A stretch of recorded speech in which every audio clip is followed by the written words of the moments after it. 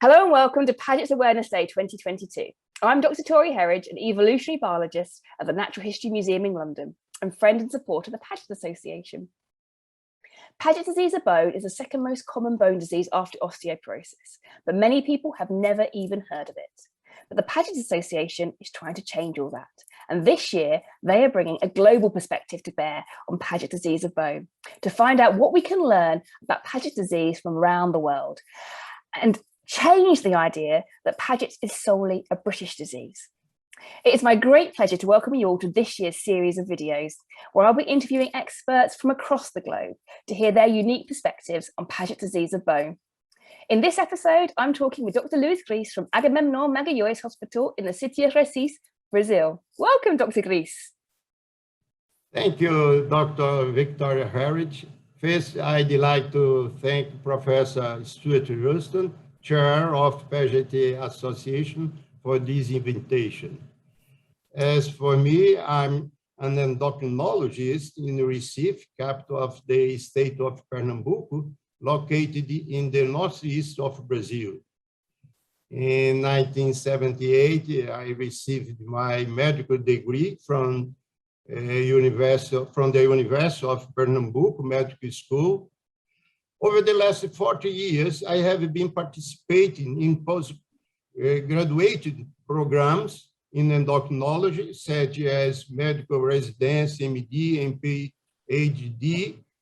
And in 1990, Dr. Francisco Bandeira and I set up the endocrinology and bone metabolism unit at the Agamemnon Magalhães Hospital, which is one of the Brazilian reference in metabolic bone disease, where I became involved in treating people with Paget disease. How common is Paget disease in South America? Oh, the incidence of the Paget disease in South America is low. Most cases reported in South America is from Argentina and Brazil. Argentina was colonized by Spanish, and Brazil was colonized by Portuguese. My state is different. My city is different. Unlike other cities in Brazil, Recife had a mixed colonizations. It started with Portuguese, and followed by the Dutch. The Dutch invaded the Pernambuco state as a result of economic question involving sugar trading.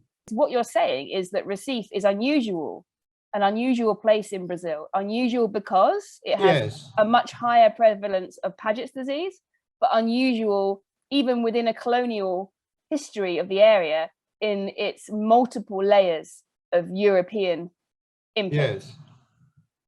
So can you tell me about what is the prevalence of Paget's disease in Recife? Well, in Brazil, there are few epidemiological studies of Paget's disease. Only Pernambuco is the state of, Recife is the capital of Pernambuco. Now, only Pernambuco has reported the prevalence of Paget's disease in Brazil, which is about 0.8% of the population, of the adult population. There are reported cases from Santa Catarina, which is a state in the south of Brazil. But the most cases of Paget disease is reported case report of Paget disease is from Recife.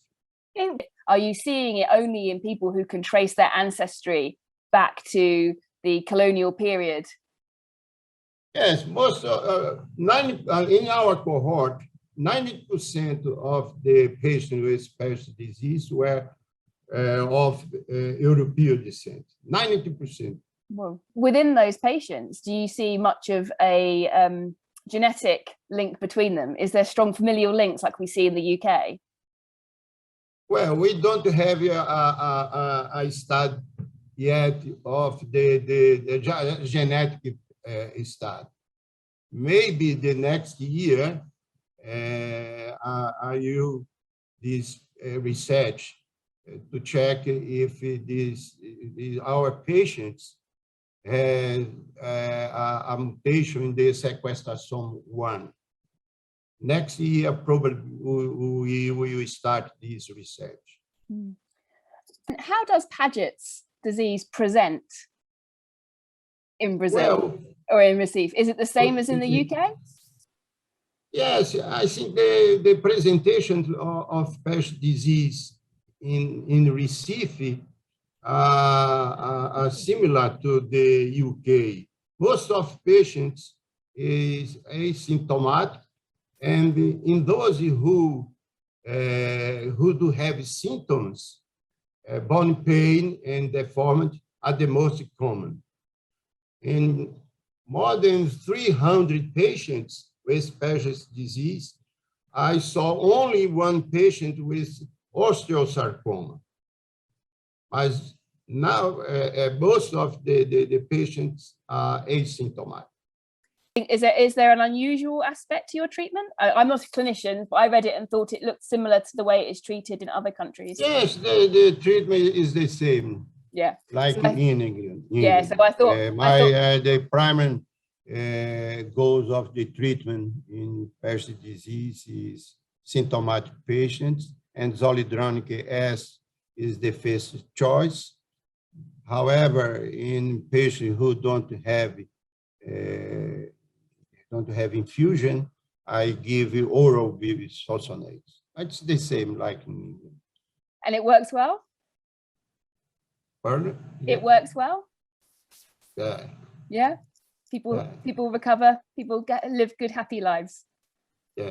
That's what I find the most encouraging about Paget's disease, is that it's, you know, once you get your diagnosis, it feels very scary, I think, for some people, because you hear these words like Paget's disease of bone, genetic disease, you know, it's very worrying for people, but then the treatment is so good. Thank you, Dr. Luiz Griz. Thank you for joining us today. Thank you very much for the Pagets Association. It was a great pleasure and a privilege to take part of this interview. Thank you very much, and I hope one day you come to Brazil and visit Recife. I hope so too.